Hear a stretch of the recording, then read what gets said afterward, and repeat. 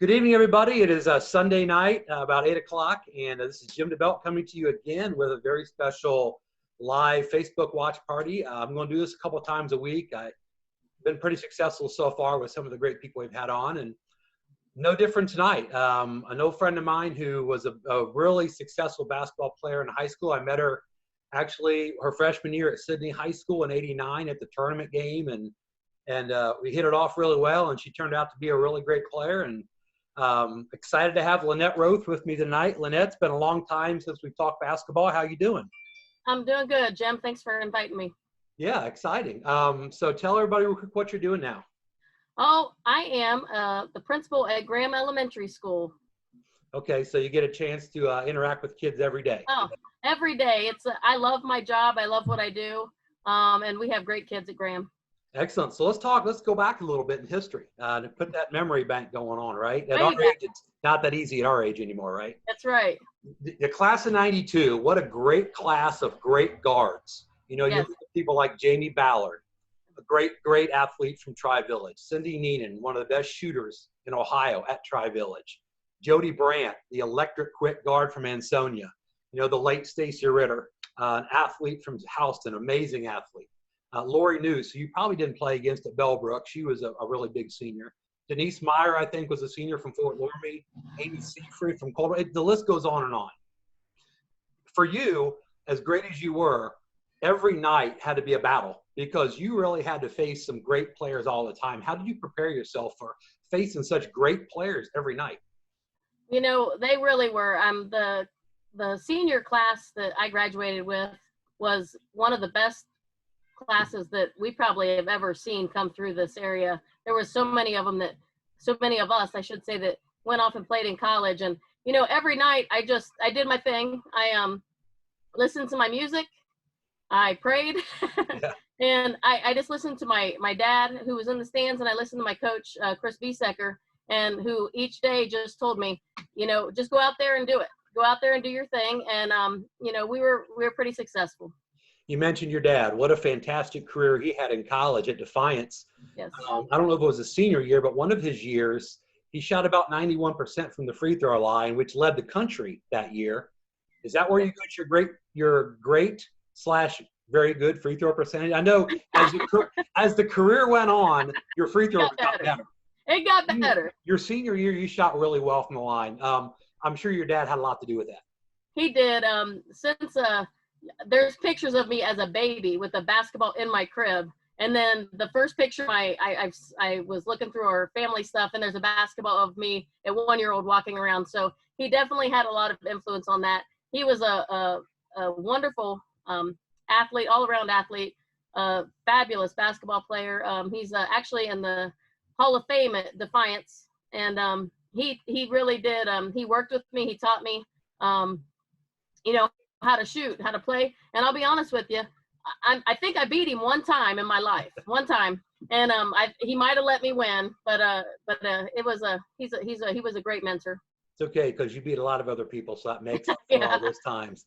Let's talk for just a minute. We didn't talk about this, but Covington, you had a lot of success at Covington all 4 years. Chris Biesecker, hard coach on you, but you know he had your back. You know, real quickly, summarize your Covington career. Well, you know, as a freshman, we went to regional finals, and we ended up, I believe, facing Danville, and very formidable opponent, and got beat. And then, and Jim Meyer was my coach that year. And then when I moved in my sophomore year, we had Chris Biesecker took over, and if you want X's and O's and one of the best coaches you can have, he is it. He was hard on me, but I appreciate every bit of it because it made me a better player. He brought in athletes. He brought in guys and made the guys guard me. He brought in some adults, had them guard me. And, you know, and it was great at Covington because I had really good players around me. You know, I had Jody Miller. I'm going to get all of their married names wrong, but I had Jody Miller and Tori Hartley and Emily Yulesman and my sister Deanna, Roeth Anderson. And we just had some very talented people on our team. So, you know, and then we went to districts my sophomore year. My junior year, it was not as good. But then my senior, we went back to regional finals, and we faced Danville again. And yeah. And yeah, those nemesis. There's always that one nemesis, right? They were, Danville, our tallest person was 5'9", and I think that was stretching it on the thing. But I think every one of their players started at 5'9", so it was a tough night. So real quickly, we'll talk about your, sophomore year, you were All-State, averaged 20 points a game. Junior year, you were second team All-State again, 20 points a game. Senior year, you were first team All-State, averaged about 26 points a game. You came just short of 2,000, which you would have gotten had you played 22 games like they do today, but it is what it is. It is what it is. You had a great career. And then you went on to Cincinnati. You went to Cincinnati. You and I talked about some other schools you liked, but what was your Cincinnati career? What was Division I athletics like for you? It was the best experience of my life, and I would never change it. But it was also one of the hardest things I've ever done. I always thought I worked hard in high school, but when I got to college, I realized just how hard I wasn't working in high school, and how much more I had to put into it. It was, UC was fabulous. I'm a Bearcat through and through. Lori Pirtle was my coach at Cincinnati, and we had we had quite a few assistants, but Mark Lewis was one of the assistants that we had, and they helped bring out the best in all of us and the players on the team. Excellent. Now let's back up a minute, because to get into, before you went to Cincinnati, you played at a pretty good level AAU. You played at a couple of different programs. Then you got picked up by Bill Moss's Urbana team to nationals. And you got quite a great honor there, as a pickup player, as they like to say, because back in the day, AAU, you could take a couple players in addition to their team to nationals. Yeah. So they pick you up for nationals. You go up there. You were one of the, I don't know how many, 10 to 12 All-Americans at the AAU. You went to. Tell me about your, what it was like to play against at that highest level of AAU and to get that honor of All-American. I played for you in the Troy AAU program, and then I was very fortunate that Bill Moss-Skeeter picked me up to play for the Urbana AAU team to go to nationals when we went to Tennessee. And, to play with the players that we had on that team they were amazing.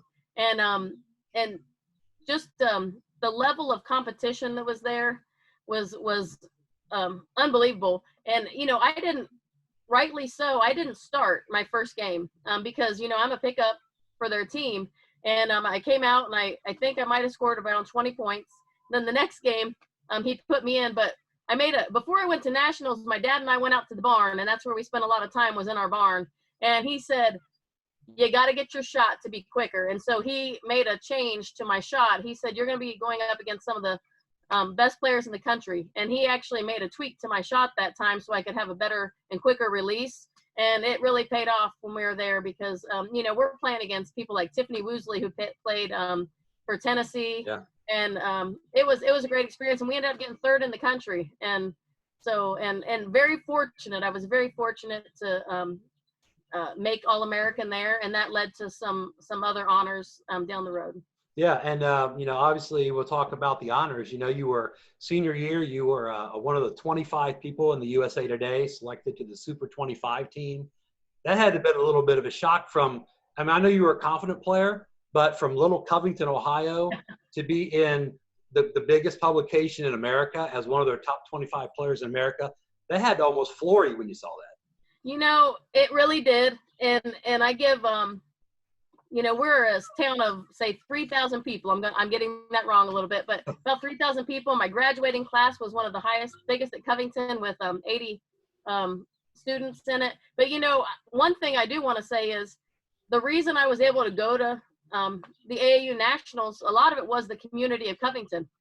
I went to all the different businesses and people around, and they donated money in order for me to be able to go because, AAU – to go to nationals was very expensive, and we didn't have that type of money. So there were a lot of businesses and people in Covington who actually donated for me to be able to go. So I don't know that I've had an opportunity, and I have one right now. So I'm going to say thank you to all of them because, they helped me, be able to get that honor at that level. And then it just filtered in other places.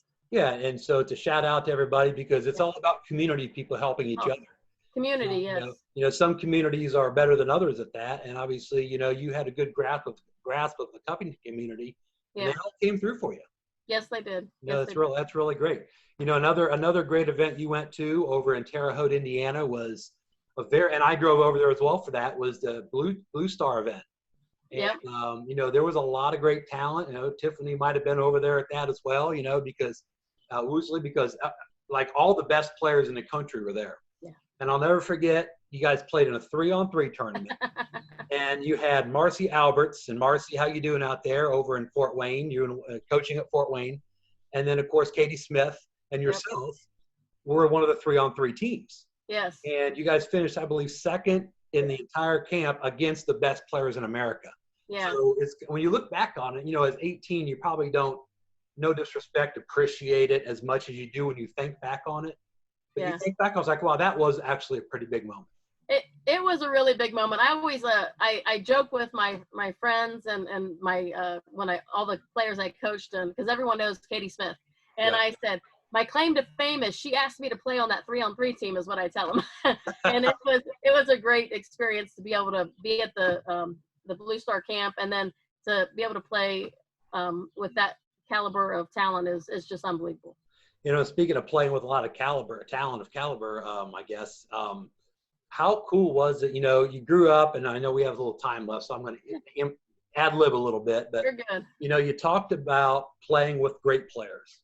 And the area where we used to always, and I used to live over there, I think, or just moved over there at the time, was when Jeff Castle at Franklin Monroe High School opened up the gym for open gyms in the summer. Yep. And I mean, everybody that was anybody would come over to that gym. And it really had to make you a better player, because a lot of times it's like, you know, obviously, and I talked to Marlene about this as well too, about everybody now goes out to trainers, which that's fine. You go out to trainers once or twice a week, but you also need to work on your game. Yeah. Going to open gyms with that kind of competition had to help your game. Oh, definitely. You know, that was one of the best times of my high school career, was going to Franklin Monroe for the open gyms, because like the players you mentioned before, and add in, when I forget, you know, we had like Stacy Ritter and Cindy Neenan and Jamie Ballard and Jody Brandt was there. Christy Hollinger and Heather Massengill. I mean, we all just came there every week. It was like we knew what we were doing. We all came. Some of us, I drove about 30 minutes to get there. Others of us drove 50 minutes just to get there to be able to play together. And it was awesome. It was really cool. Yeah. And, you know, I didn't ask you this, so this is going to be totally memory tested on this one. No. Okay? Are you ready for this one? I'm ready. Okay, so if you had to pick out the most memorable high school moment, a game or a moment, you probably already know what you're going to say. Something that you're never going to forget about a certain game or a certain matchup. If you had to pick one greatest moment of your high school career, which was very successful, what would it be? There's several. Let's talk about a couple of them. I'll talk about a couple. One of them was Franklin Monroe, my senior year. They had beat us during the regular season by about 11 points, and we're facing them in regional finals. And one of my best friends at the time, Heather Massengill, was there, and she's fouling me all over the place, and they're not calling it. And finally, she just belts and hits me under the chin. But as she said to me, she goes, "You have a little drama later on," because I threw myself back, and I was able to go to the free throw line and put us up by 5 points at that time after that foul. And that's one of my favorite moments, because she was such a good friend. And she later, we talk about it, she goes, I didn't even hit you. And I said, she denied it. She denied everything. But the officials called it. And I'll tell you what, Heather Massengill was a great player. Yes, she was. She was a great player. Yes. And then the other one was when I was playing Stacy Ritter in the sectional finals my senior year. And during that game, I just remember going over to my coach, Chris Biesecker, and putting my head down, because I had missed every free throw I had shot. And I averaged about 80%. And I literally had missed like 10 free throws that game. And it was back and forth. And I just put my head down, and he put his hands on my shoulder, and he said, "You've got this. It's okay. You've got this." And we ended up coming out of that game 49-48. And I truly remember that, because he just said, "You've got this." And you know, and I could always hear my mom and dad in the stands cheering. And so it was really, really special. You know, you got a chance to play with your sister. Yes. I think 1 year or 2 years? Actually, 3. 3 years. Okay. Yeah, 3. Sorry, Deanna. Sorry about that. Yeah. You know, so how cool is that? I mean, And that's not unusual. You play with your siblings, but how cool is it was to play with your sister for 3 years in high school? You know, it was really special. We have a good family bond, and to be able to play with her for all 3 years, my freshman, sophomore, and my junior year, because she was a year older than me, it meant a lot to me. She actually, what people don't realize is she was a better shooter than I was. Overall, she was a better shooter. I just had other different skills to go along with it, but you know, to play with her, and we even had T-shirts made with our pictures on it, and our families wore them to games. So it was her senior year, my junior, so it was really nice. Last question before I let you go is you coached also at the varsity level. I believe you coached at Graham. Was that the only place you coached? Is that right? I coached at Graham, and then I was assistant at Covington, and then I coached the reserve team a couple years. Okay, but head coach wise, varsity wise, was at Graham. At Graham. So talk about that. I mean, going from a player mentality to a coaching mentality, what's the biggest difference for you? Except you couldn't go out there and do it yourself. Yeah, right? Couldn't do that. But I had to tone it down a little bit. You know, I was coming from a Division I program, and when I came and I was coaching at Graham, we actually, I believe that they had only won a couple games in like 3 years. So I was taking over a team that, you know, needed a little bit of a spark, and I had really, you know, we had some nice talent on that team when I took it over, and we even had some players go off and play in college after their senior year. It was really nice because, you know, that first year, like I said, I had to tone it down a little bit because I was Division I, but at the same time I didn't.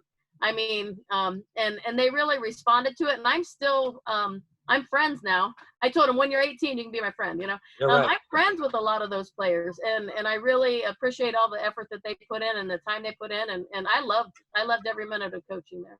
For anybody who has younger kids that are watching this that want to play at the next level, you know, that's one of the questions in the book. And I will mention real quick, if you hadn't seen it, I'm just starting a process of the Ohio 120, which is a book that'll be out hopefully in the spring.